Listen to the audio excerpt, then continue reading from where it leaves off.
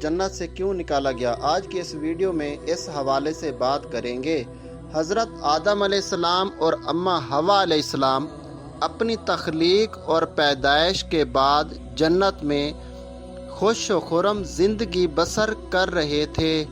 شیطان جنت اور عالم بالا سے نکالا جا چکا تھا، اس لیے شیطان کے دل میں حضرت آدم علیہ السلام کی دشمنی جاگزیں ہوئی اور آتش انتقام دل میں بھڑک اٹھی۔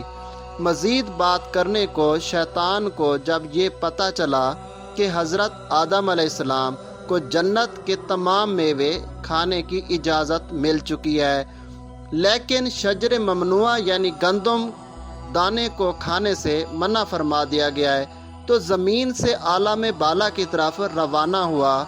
جنت میں شیطان کا داخلہ ممنوع تھا، لیکن 3 اسم اعظم یاد تھے جن کا ورد کرنے کی وجہ سے اس کے پاس یہ طاقت حاصل ہو گئی تھی کہ وہ آسمان اول سے 7ویں آسمان تک پہنچ سکے۔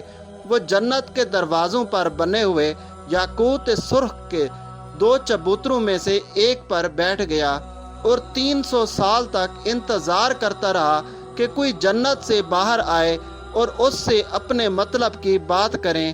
اچانک مور جنت سے باہر آیا، اس کو دیکھتے ہی شیطان خوش ہوا، کہنے لگا، اے خوشنما پرند، تم کون ہو؟ مور نے جواب دیا، میں مور ہوں۔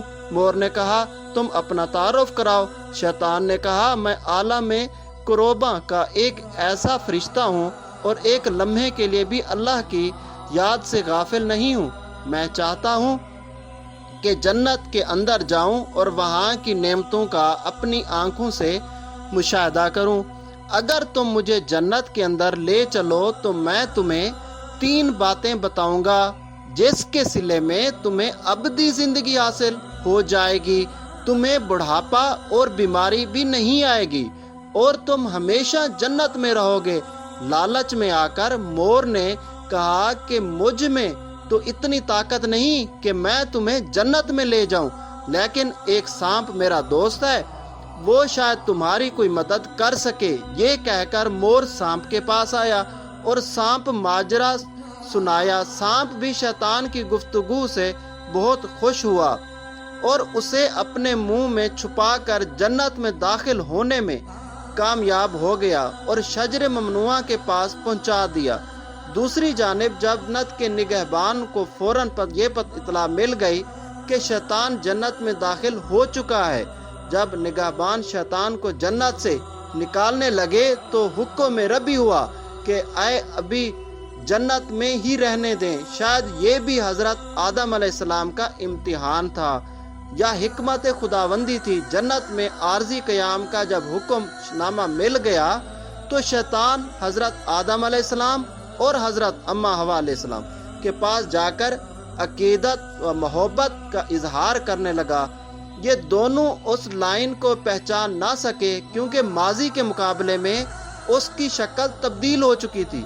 اس نے حضرت آدم علیہ السلام سے کہا کہ میں چاہتا ہوں کہ آپ ہمیشہ جنت میں اسی طرح خوش و خرم زندگی گزارتے رہیں۔ حضرت آدم علیہ السلام شیطان کی باتیں سن کر گہری سوچ میں ڈوب گئے۔ شیطان نے کہا، اگر آپ نے میری بات پر عمل کیا تو یقیناً آپ کو تاحیات جنت کی سہولتیں حاصل رہیں گی۔ یہ سن کر وہ حکم ربی سے شیطان کے بہکاوے میں آ گئے اور پوچھا کہ یہ کس طرح ممکن ہے؟ شیطان نے کہا کہ وہ گندم کا دانہ اگر آپ دونوں چکھ لیں تو آپ کو ابدی حیات حاصل ہو جائے گی اور آپ جنت میں ہی رہیں گے۔ یہ بات سن کر حضرت آدم علیہ السلام کے دل میں رجحان پیدا ہوا، لیکن ان کے دل میں اللہ کی نافرمانی کا خوف غالب آ گیا۔ جب حضرت اماں حوا علیہ السلام شیطان کی باتوں میں آ گئیں اور ان کے کہنے پر دونوں نے اس شجر ممنوعہ کو چکھ لیا، جس سے دونوں بے لباس ہو گئے۔